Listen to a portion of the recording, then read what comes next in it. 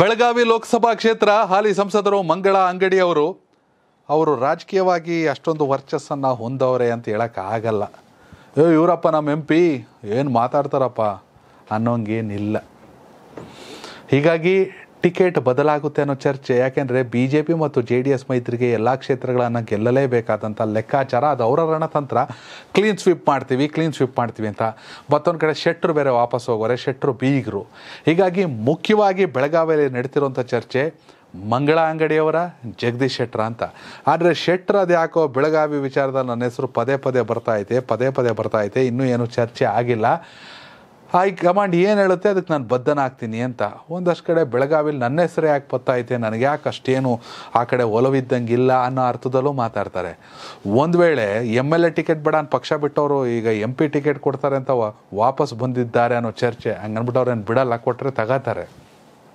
ಆದರೆ ಒಂದು ವೇಳೆ ಇವ್ರಿಗೂ ಬೇಡ ಅವ್ರಿಗೂ ಬೇಡ, ಬೀಗರ ಬಡಿದಾಟವೇ ಬೇಡ ಅಂದ್ಕೊಂಡ್ರೆ ಏನಾಗ್ಬೋದು ಅನ್ನೋ ಚರ್ಚೆಗಳು ಸಾಕಷ್ಟು ನಡೀತಾ ಇದೆ.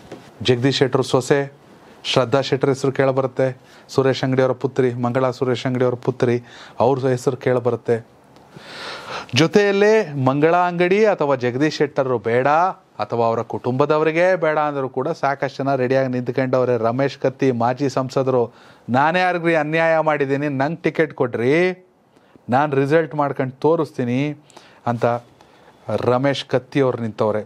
ಜೊತೆಗೆ ಮಾಜಿ ಶಾಸಕ ಸಂಜಯ್ ಪಾಟೀಲ್ ಹೆಸರು ಮೇಲಿಂದ ಮೇಲೆ ಕೇಳಿ ಬರ್ತಾ ಇದೆ. ಯಾಕಂದ್ರೆ ನಾನು ಆಸ್ಪಿರೆಂಟು, ನನಗೂ ಅವಕಾಶ ಮಾಡಿಕೊಡಿ ಅಂತ ಸಂಜಯ್ ಪಾಟೀಲ್ ಅವರೇ.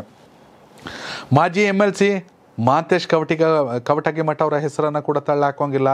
ಬೆಳಗಾವಿ ಪಾಲಿಟಿಕ್ಸ್ ಅಂತ ಬಂದಾಗ ಕವಟಗಿಮಠ ಅವ್ರು ನನಗೂ ಕೊಟ್ರಿ ಟಿಕೆಟು ಅಂತ ಮಾಜಿ MLC ಹೇಳ್ತಾವ್ರೆ.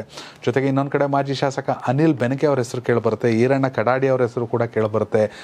ಶೆಟ್ಟರು ಬೇಡ ಅಂದರೆ, ಸುರೇಶ್ ಮಂಗಳಾ ಅಂಗಡಿಯವ್ರು ನಿಂತ್ಕೊಳ್ಳಲ್ಲ ಅಂದರೆ, ಅಥವಾ ಅವ್ರ ಕುಟುಂಬಕ್ಕೆ ಟಿಕೆಟ್ ಬೇಡ ಅಂದರೆ ಶ್ರದ್ಧಾ ಶೆಟ್ಟರು ಸೇರಿದಂಗೆ ಹೈಕಮಾಂಡ್ ತೀರ್ಮಾನ ಮಾಡ್ರೆ ಇಷ್ಟೊಂದು ಜನ ಕಾಂಪಿಟೇಷನ್ಗೆ ಬರ್ತಾರೆ. ಅದರಲ್ಲಿ ಮುಖ್ಯವಾಗಿ ರಮೇಶ್ ಕತ್ತಿ ಅವರ ಹೆಸರು ಕೇಳಿಬರುತ್ತೆ, ಅನಿಲ್ ಬೆನಕೆ, ಸಂಜಯ್ ಪಾಟೀಲ್ ಮತ್ತು ಮಹಂತೇಶ್ ಕವಟಗಿಮಠ ಅವರ ಹೆಸರು ಕೇಳಿಬರುತ್ತೆ. ಈ ಎಲ್ಲ ಲೆಕ್ಕಾಚಾರವನ್ನು ನೋಡಿದಾಗ ಕಾಂಗ್ರೆಸ್ಸಲ್ಲಿ ಒಂದಷ್ಟು ಕನ್ಫ್ಯೂಷನ್ ಇದೆ. ಆದರೆ BJPಲಿ ಶೆಟ್ಟರು ಒಂದು ರೀತಿಯಲ್ಲಿ ಶಕ್ತಿ ಆ ಭಾಗದಲ್ಲಿ. ಹೀಗಾಗಿ ಶೆಟ್ಟರು ಲೋಕಸಭೆಗೆ ಸ್ಪರ್ಧಿಸಿದ್ರೆ ಅವರಿಗೆ ಟಿಕೆಟು, ಇಲ್ಲಾಂದರೆ ಇಷ್ಟೊಂದು ಕಾಂಪಿಟೇಷನ್ ಇದೆ. ವೀಕ್ಷಕರು, ನಿಮ್ಮ ಪ್ರಕಾರ ಬೆಳಗಾವಿ ಲೋಕಸಭಾ ಕ್ಷೇತ್ರದ ಮತದಾರ ನೀವು ಹೇಳಬೇಕು. ಅರಬಾವಿ, ಗೋಕಾಕು, ಬೆಳಗಾವಿ ಉತ್ತರ, ಬೆಳಗಾವಿ ದಕ್ಷಿಣ, ಬೆಳಗಾವಿ ಗ್ರಾಮೀಣ, ಬೈಲಹೊಂಗಲ, ಸವದತ್ತಿ, ರಾಮದುರ್ಗ, ನೀವುಗಳು ಒಟ್ಟಾರೆ 8 ವಿಧಾನಸಭಾ ಕ್ಷೇತ್ರವನ್ನು ನೋಡೋದಾದರೆ BJP 3ರಲ್ಲಿ ಗೆದ್ದೈತೆ, ಕಾಂಗ್ರೆಸ್ 5ರಲ್ಲಿ ಗೆದ್ದೈತೆ. 3ರಲ್ಲಿ ಗೆದ್ದಿರೋ BJPಲೇ ಸಖತ್ ಕಾಂಪಿಟೇಷನ್ನು.